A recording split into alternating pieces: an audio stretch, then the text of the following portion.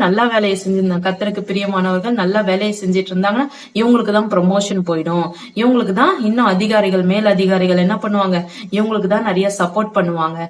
அதனால இவங்களை நம்ம என்ன பண்ணக்கூடாது, பெருகவே விடக்கூடாது அப்படின்னு சொல்லிட்டு நம்ம எல்லாருடைய வேலையும் பாத்தீங்கன்னா கண்டிப்பா ஒருத்தர் வந்துட்டு அதை தடை பண்றதுக்குன்னே ஒரு சில மனிதர்கள் எழும்புவாங்க. உலக மனிதர்கள் கண்டிப்பா எல்லாருடைய வேலையிலும் பாத்தீங்கன்னா அதை தடை பண்றதுக்கோ, நம்மள ப்ரொமோஷனை தடை பண்றதுக்கோ, இல்ல வேலையில தடை பண்றதுக்கோ, ஏதோ ஒரு நம்மளை பத்தி ஒரு கோல் சொல்றதுக்கு ஒரு மனிதர்கள் கண்டிப்பா எழும்பியிருப்பாங்க. அவங்க பிசாசுடைய கிரியைகள்னால எழும்புவாங்க.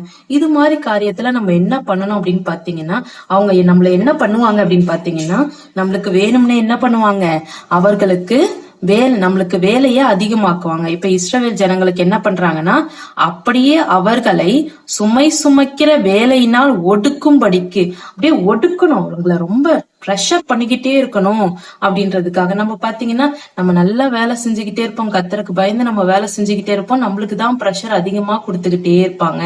அதுக்கு காரணம் ஒரு சில மனிதர்கள் இது மாதிரி ஐயோ இவங்க பெருகிடக்கூடாது, இவங்க நல்ல பேர் எடுத்துடக்கூடாது, இவங்களுக்கு ப்ரொமோஷன் போயிடக்கூடாது, இவங்களால நம்மளுக்கு ப்ரொமோஷன் கெட்டக்கூடாது அப்படின்னு சொல்லிட்டு தீமையான மனிதர்களுடைய எண்ணங்களினால நம்மளுக்கு ஒரு சில நேரத்துக்கு இது மாதிரி ஒடுக்கும்படியாக, நம்மள ஒடுக்கும்படியாக பிரச்சனைகள் வரலாம், வேலையில பிரச்சனைகள் வரலாம்.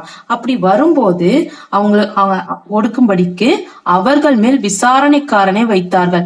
நம்ம மேல நம்மள கண்காணிச்சுக்கிட்டே இருக்கிறதுக்கும், இன்னும் நிறைய வேலை வாங்கன்னு சொல்றதுக்கு நம்மளுக்கு விசாரணைக்காரனை வைக்கிறாங்க. அப்போ அவங்களுக்கு எவ்வளவு கஷ்டமா இருந்திருக்கும் இஸ்ரவேல் ஜனங்களுக்கு.